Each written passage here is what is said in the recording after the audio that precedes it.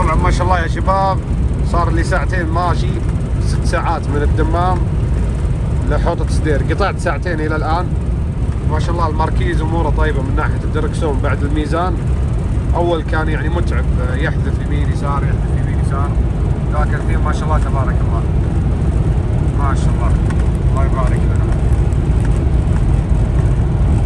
والله يا شباب يصرف بنزين يعني من الدمام عبيته فل ب8 ريال، والحين عبيته فل مرة ثانية ب8 ريال.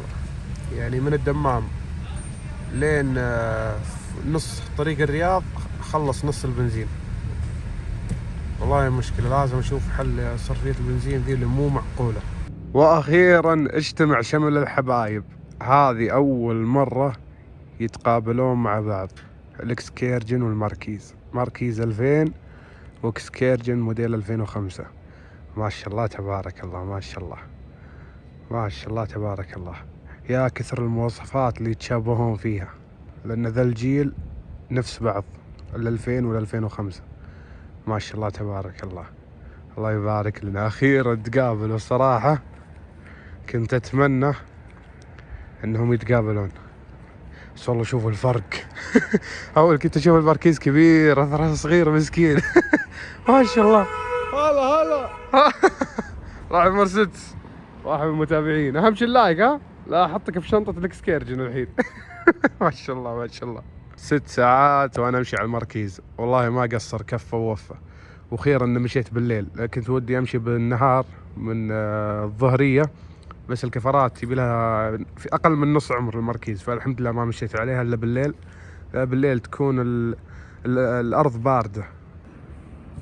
شوف هذا الاكسكيرجن وهذا الماركيز، مرة ضيعت، اخذت مفتاح الماركيز بفتح الاكسكيرجن مو براضي يفتح. نفس كل شيء نفسه بالضبط، بس الفرق ان ذا فيه ريموت والثاني ما فيه ريموت، لكن ان شاء الله بجيب له ريموت، لان ريموت الاكسكيرجن يجي فتح وقفال وجرس انذار بدون فتح الشنطة. لان فتح الشنطة اذا فتحت السيارة دقتين يفتح كل الابواب ويفتح القفل حق الشنطة باليد ينفتح معاك.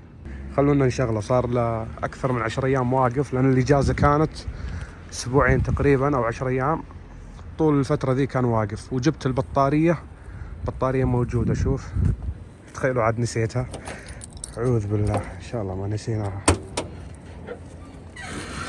الله يكرمكم، هذا اغراض. ايوه هذا البطارية 90 امبير، لان البطارية اللي عليه من يوم اخذته 50 امبير، 50 امبير الصغيرة عليه ما تنفع. ما شاء الله. وين الماركيز؟ الماركيز اختفى يا رجل. ما شاء الله ما شاء الله يا الاكسكيرجن، ما شاء الله، عيني عليك باردة يا وحش، ما شاء الله. خلونا نشغله نقول بسم الله ونسمعكم صوته. صار له اسبوعين واقف او 10 ايام، نبي نسمع صوت شكامينه بعد الوقفة ذي. نقول بسم الله، ما شاء الله تبارك الله، ما شاء الله. نشغل بسم الله، نسمعكم صوت شكمانه.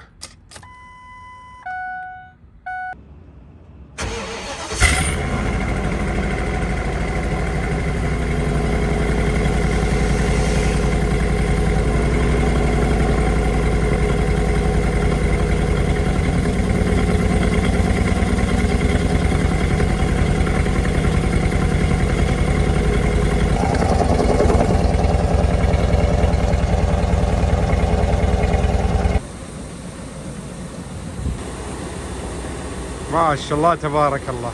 والله يا شباب انه خفت، لان شغلت السياره بدون ما افتح الكبوت اتاكد في قطاوه ولا لا، لان في قطوه من قبل شفتها، بس الحمد لله يعني. خفت انها تتكسر المروحه.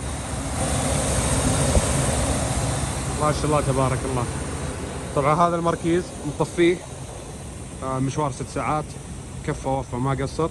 وهارون تسلم اياديه ركب لنا الكاتش كام.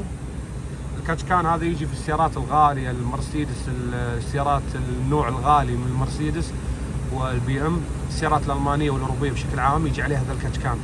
هذا طويل العمر يسحب الأبخرة اللي داخل الماكينة، في دورة تكون داخل الماكينة في الثلاجة أو ثلاجة الماكينة، فبدال ما يرجع أبخرة الزيت داخل الماكينة ويسوي كربون على البلوف وعلى اللي هو راس الماكينة وعلى البساتم، يكون عمر الماكينه اطول يوم تركب ذا الكاتشكان.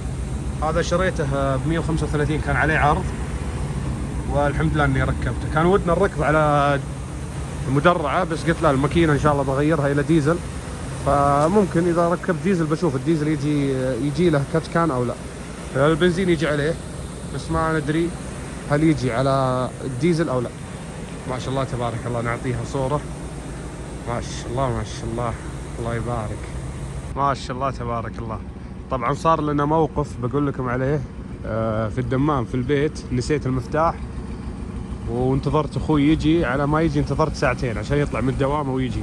شوفوا ايش كتبت الكتابه ذي الحين ما راحت. يا الله وفقني، يا رب ارزقني، يا رب اغفر لي، اللهم امين وياكم ان شاء الله. كتبتها في الدمام قبل يومين وللحين موجوده ما شاء الله. هذا نشوف هذا جديد كيف؟ هذا جديد. غيرنا مسمار سره على اساس خربان.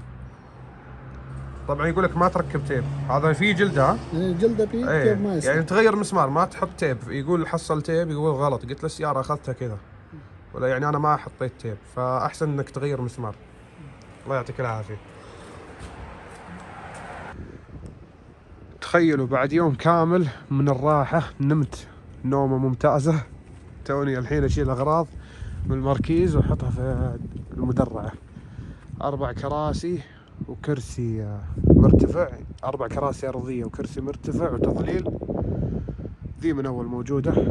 فباقي الشيء المهم اللي اهم شيء الحين تشوفونه، غطاء التانكي اللي جننا تعبنا. الحين اصور لكم مع فلاش عشان تشوفون المعاناه. تخيلوا يا شباب، ذا اخذته بلاش من التشليح اللي اتعامل معاه بالرياض. يعني قلت اخذ احتياط. ما اصلا تدرون موجود معاي قبل لا تجي الاكسكيرجن، اقسم بالله موجود يمكن من سنه كامله. قلت يعني ممكن احتاجه حق سياره اخوي الماركيز، بس طلع هو ما يحتاج ولا ذا يحتاج، كلهم ما يحتاجون لان اساسا نفس الشيء. شوفوا نفس الشيء.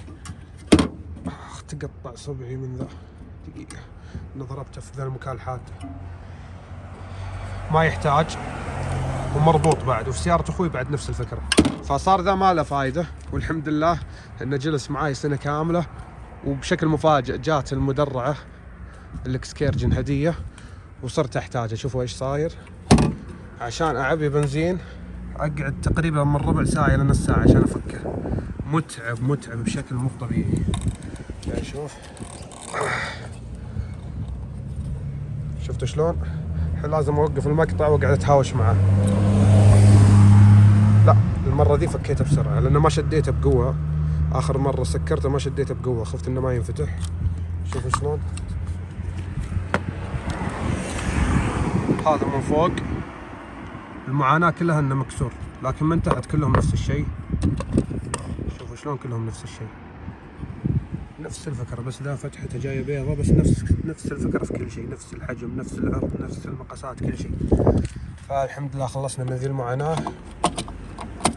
بس هو يجي طقه واحده انتهينا والحمد لله. واي وقت احتاجه ينكسر ذا اروح اي تشليح اخذ حق اي ماركيز ويطبق عليه على طول. اقسم بالله سبب لنا عذاب، هذا تسبب لنا عذاب مو طبيعي الصراحه. تقطعت اصابعنا منه انا واللي في المحطات، حتى العمال تضرروا منه. من جد مضر اعوذ بالله منه. بلديه على طول. الله يكرمكم. صار مسخره ذا.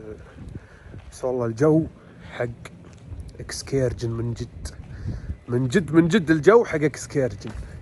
الجو بارد ترى يا جماعه، تحت درجه الحراره تحت ال15، وهذا الاكسكيرجن. ناخذ معاه سيلفي يستاهل، بس نبي يطلع كامل. ابي راسي يطلع كامل، يا راسي يا اكسكيرجن يعني. والله البلشه. شلون الحين؟ والله راسي كبير طلع. استخدامه هذا البطاريه اللي من يوم اخذنا الاكسكيرجن 50 امبير، قلت لي ما تنفع. ها اي والله، فجبنا بطاريه السطحه هذه زي ما نسيناها. والله في واحد من المتابعين ذكرني قال لا تنسى البطاريه، ولا طالع اجازه 10 ايام وكنت بنساها. لكن الحمد لله ما نسيتها. بسم الله ان شاء الله انه يجي مكانها. معليش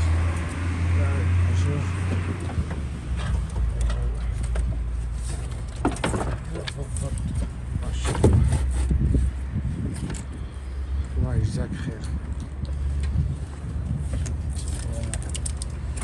هنا المشكلة. انا خفت ان الاصبع ما يجي. ركبت. ايوه بس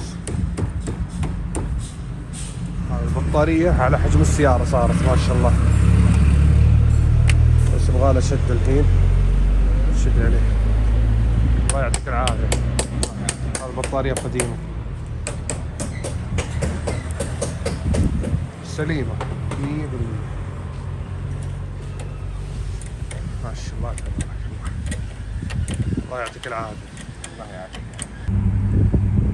طبعا البطارية الصغيرة اللي كانت على السيارة 50 امبير كانت تلعب في العداد. ركبت بطارية 90 امبير. شوفوا الفرق، فرق 40 امبير بين البطارية الصغيرة والبطارية الكبيرة. الكبيرة 90 امبير والصغيرة 50 امبير. العداد تعدل، اول تشوف الجيجات تلعب، الحين ما شاء الله صارت ثابتة. لكن انصدمت ان البنزين اشتغلت لمبته بعد ما غيرت البطارية. لان البنزين اساسا الجيج حق البنزين يرتفع شوي وشوي ينزل. جنني ما ادري ايش فيه، يعني مرة يرتفع ومرة ينزل.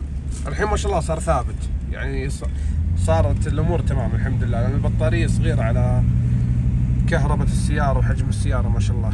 فيوم جبنا بطارية بالحجم المطلوب، يعني البطارية تقريبا تكون اقل من 90 امبير، بس 90 امبير مناسبة بعد، يعني تكون اكبر ولا تكون اصغر. اذا كانت اكبر ما في مشكلة، لكن اذا كانت اصغر مشكلة. والحين نقول بسم الله ونعبي الاكسكيرجن 200 ريال 95 بنزين عشان نمشي عليه للرياض، عشان نرتب الامور ونسوي لكم مفاجأة بتعرفونها بس نوصل للرياض. راح تشوفون شيء حلو يصير على الاكسكيرجن ان شاء الله. شيء من زمان ودي اسويه من يوم اخذته. والحين يجي اطلق 95 بنزين 200 ريال. يستاهل. شوف يا مدير انا اغير، انا جيب جديد. ايوه الحين 100 ها. هلا والله شوف جيب جديد. ايوه مطوع شوف. اول هذا مشكلة ها. هذا حصل تشليح. عطني بالله 200 ريال 95.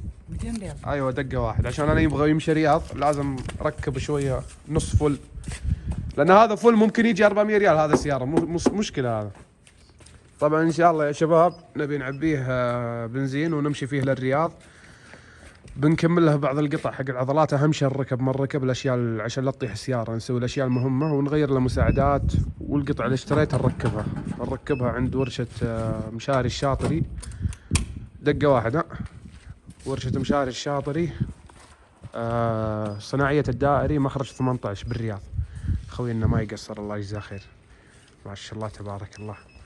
نعبيه بنزين عشان نجهز الامور ما شاء الله تبارك الله.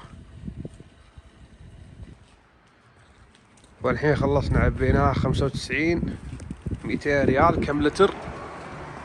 85 لتر وشوي. خلينا نشوف كم وصل الجيج. خلاص شيل يا مدير. وصل يا طويل العمر فوق النص بشوي، يعني للحين ما عبيته فل ولا بعبيه فل يا رجال. هذا 200 ريال حق شهر كامل قدام، لانه ما امشي فيه واجد. لكن مشيتي للرياض رايح وبعدين رجعتي للحوطه والله ممكن. لكن ان شاء الله انه يعني اروح فيه الرياض وارجع من الرياض ويبقى فيه شوي بنزين عشان نمشي فيه على خفيف.